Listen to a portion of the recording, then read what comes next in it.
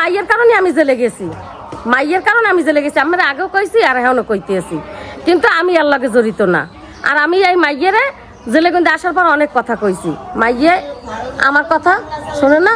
এগো মামলা চলুক, যাই ওরুক, সারানোর ব্যবস্থা আমি চালাইয়ে যাবো। আমার মাইয়ের লাগে শত্রুতা আছে, আপনারা আমার মাইয়ের হেনস্থা করেন, আমার মাইয়ের যা করেন করেন, কিন্তু আমার এর ভিতরে টানেন কা। আমি কি অপরাধ করছি?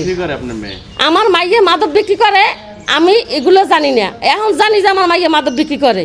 আমার এই এলাকাবাসী চাপ দিতে আছে, আমার কইতে আছে, বিভিন্ন ধরনের হেনস্থ করতে আছে, আমার অনেক অনেক খারাপ ভাষা করতে আছে। আমি বেশ আমি খান কি এনে ব্যবসা করি, তাই আমি গাজার ব্যবসা করি, আমার মাইয়ের দিয়ে ব্যবসা করি। আমার মাইয়ে যদি আমার কোনোদিন 5টা টাকাও দিতে, তাহলে আমার মনে কোনো দুঃখ ছিল না যে আমার মাইয়ে বাজার করতে আমার 5টা টাকা দিয়েছে। কিন্তু আমার মাইয়ে আমার কোনো সময় চাইলে না, পয়সাই দেয় নাই। কিন্তু হেরা আমার এলাকাবাসী আমার মাইয়ের লইয়া অনেক নাচাইছে। এখন নাচানোর পর হ্যাগো কথা যখন শোনে না, এখন হেরা হেস্ত নেস্ত মাইয়ের দিয়ে করতে লাগছে। হের লগে আমারও হেরা হেস্ত নেস্ত করতে আছে। আমার দোকানপাট দিয়ে আনবে, খাইতে দেবে না, আমার হুমকি দেয়, আমার ঘর পেট্রোল দিয়ে পোড়াই দেবে, আগুন দিয়ে দেবে, জ্বালাই দেবে। ঘর তালা মারিয়ে দিয়েছে সকালবেলা, কইছে দোকান তো তালা মারছে, ঘরও তালা মারতে কইছে। ঘর তালা মারে নাই, দোকান তালা মারিয়ে দিয়েছে। আমি দোকানদারি করি, ওখানে খাইতে পারবো না। আমি 3টে মাইয়ে লই খাই। আমার ওই মেয়েটা একটু বেলাইনে গেছে, এটা আমি স্বীকার করি, বেলাইনে গেছে, কিন্তু এক চরিত্র খারাপের বিষয় যায় নাই। যে কোক নেশা পানিতে নেতারা জড়াও, আর ও নিজে জড়াইছে। তো বড় বড় নেতারা ওর দ্বারে ফোন দেয়, বড় বড় নেতারা ওর লগে চলাফেরা করে। তাহলে নেতারা এখন হ্যাগো মাল বেচে না, হ্যাগো কথা শোনে না। এখন হেরা ইয়ে করছে, হেরা ধরাই দিছে, হেরা ইচ্ছে কাত্র এইগুলো ধরাই দিছে। জামাই নিয়ে বাদুরতলা গেছে, ওই রহিম মেজির বড়িগুন্দি স্টাফ গুন্দি টাকা আনবে 10,000 টাকা। হেয়ে কইয়ে 2জনে বাইরেছে 10,000 টাকা হেনে ভোট বাইবে।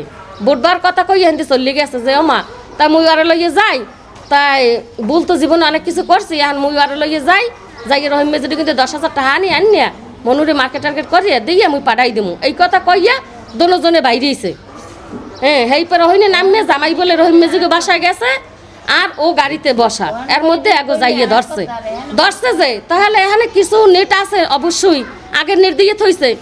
আমার এলাকার বাসী দেওক আর যে দেওক নেট দিয়ে থইছে, নাইলে সাথে সাথে এক জায়গায় পুলিশ যাইতো তো 10 মিনিট সময় লাগবে। হ্যাঁ, তাহলে হ্যাঁ যাইয়ে লগে লগে পুলিশে খবর আগে পাইছে বিদায়, জানাইয়ে থইছে বিদায়, যাইয়ে পুলিশে লগে লগে ধরছে। নাইলে এক জায়গায় যাইবে পোলাপানে ধরবে, লগে লগে পুলিশে তো আর ধরতে পারবে না। আগে পোলাপানে ধরবে, হাসপাতাল পোলাপানে করবে, হ্যাঁ পুলিশ যাইবে 10 মিনিট লাগবে। হ্যাঁ পুলিশই হ্যাগো আগে যাইয়ে পৌঁছেছে, যাইয়ে পুলিশই হ্যাগো লগে লগে ধরছে। এই বা কেউ সাথে পায় নাই, গাড়িতে ওই ড্রাইভারের পাশে পাইছে, ওই পারদারে। থানায় যাইয়া স্যারের সাথে কথা বলছি, স্যারের সাথে কথা বলছি যে স্যার কি হয়েছে, কীভাবে ধরে আনছেন? কইতেছে দোনোজনারই ধরে নিয়ে আইছি, তোমার স্বামীর পারদারে আমি এই ইয়েবা পাইছি। ওই আমার স্বামীর তো নির্দোষ, তা ওই মেয়েটা কীভাবে ছাড়ছে? ওই মেয়েটা ইয়ে ছাড়াই নিয়েছে যে স্যার আমার 3টে সন্তান, আমার দিন আনলে দিন খাই, না আনলে না খাই, থেকে আমার আছে ঘর ভাড়া। তখন স্যার একটু কইছে আমি জানি না, ওসির কাছে যাও। পরে ওসির কাছে গেছি, ওসি আমার একটা দাবর দিয়েছে, কেন তোমার স্বামী এখানে জড়িত হয়েছে? স্যার আমার স্বামী এগুলোই নাই, আমার বাচ্চাটা কাঁদতে আছে। কইতেছে স্যার আমার বাবারে ছাড়িয়ে দেন। আমার বাবারে কেন বানছেন? কইতেছে তোমরা বাইরেও গেট থেকে বাইরেও, পরে দেখা করো, এখন দেখা করা যাইব না, বাইরেও যাইয়া ইতে বরগুনে যাই তোমরা দেখো, এখানে বই দেখা যাইব না। ওই স্যার আমার এই 3টে সন্তান, আমরা মায়া পরে একটু ছাড়িয়ে দেন, কোনো তার কাজ হইব না, তোমরা গোড়ায় যাইয়ে কথা বলো, আমরা পারবো না, আমার দ্বারা এই ক্ষমতা নাই, তোমরা চলে যাও, তোমরা গেট থেকে বাইরেও। ওই বাইর করে দেন, একটা নজর দেখা যাইব না, খাবার নিয়েই তোমরা দেখো, এখন দেখা যাইব না। এখন আমার কাছে রাত্রিবেলা ওই যে আসামিরে ধরছে হাসান নামের সেই আসামির মা, তার 3টে বাচ্চা সহ বউ আমার বাসায় আসছে। বাসায় আসার পরে আমি রাত্রে আসছে সন্ধ্যা 8টার দিকে। তো আমি সেই তখন থানায় গেছি, গিয়া ওই যে সৌরভ দারোগা ধরছে, সৌরভ দারোগারে জিজ্ঞেস করছি যে ভাই কি হয়েছে এই বিষয়টা। এই হাসান ছেলেটারে তো আমিও চিনি কম বেশি, তো আপনি এই ছেলেটা তো ভালো ছেলে, তাই আরে কীভাবে কি হইল? বলে সে তেমন কিছু বলে না। পরবর্তীতে আমি এবার ওসি সাহেবের সাথে কথা বলছি। ওসি সাহেব বলে আমি অপরাধী পাইছি, আমি তো ধরবো। আমি কই তো অপরাধী তো সে মেয়েটাও ছিল, সে মেয়েটারে আপনারা ছেড়ে দিলেন, আর রিক্সাওয়ালারে ধরলেন, রিক্সাওয়ালার পায়ের কাছে পাইলেন, তো তদন্ত তো করবেন, তদন্ত করে দেখবেন যে কার কাছে আছে না আছে, বা ও তো কিছুদিন আগে জেল থেকে ছাড়া পেয়ে আসছে। বলতো মাদকের সাথে জড়িত, তা ওরা কিছুদিন আগে বেরোইছে, 2 সপ্তাহ আগে বেরোইছে। তো আপনারা এই ছেলেটা অসহায় ছেলে, আর 3টে বাচ্চা, ছোট ছোট বাচ্চা, না খেয়ে থাকে, মানুষের বাড়ি ভাড়া থাকে, ভাড়া রিক্সা নিয়ে তারপর চালায়, জীবিকা নির্বাহ করে। পরবর্তীতে ওসি সাহেব বললো যে না আমি অনেক কথা বলার পর বলে যে তাই ঠিক আছে, আমি তদন্ত করে দেখব। সকালবেলা আবার আমি ওই এলাকায় লোকজনে জড়ো হয়েছে, ওই মহিলার আশেপাশে, সেখানে আমারে ফোন দিয়েছে। ফোন দেওয়ার পরে আমি গেছি, যে ওই যে মহিলারা যে বাসায় থাকে, ওই মা মেয়ে বাসায় থাকে, ওইখানে অনেক লোকজন জড়ো হয়েছে, 200-র মতো।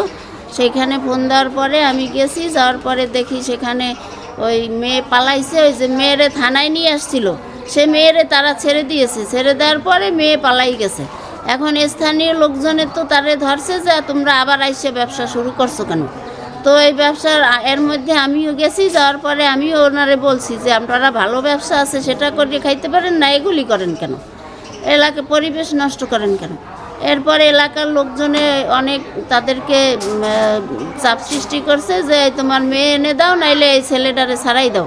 এই ছেলেটার পোলাপান নিয়ে, বউ বাচ্চা নিয়ে এরা তো রাস্তার মধ্যে নেমে আছে, তা তোমরা এদেরকে একটা ব্যবস্থা করিয়ে দাও। আমিও বলছি তা এদেরকে একটা ব্যবস্থা করো না, এরা কি খাবে, কোথায় যাবে। এরপর থানায় আসছি ওসি সাহেবের কাছে, ওই মেয়েটাকে ছাড়ছে, ওর মাকেও নিয়ে আসছি।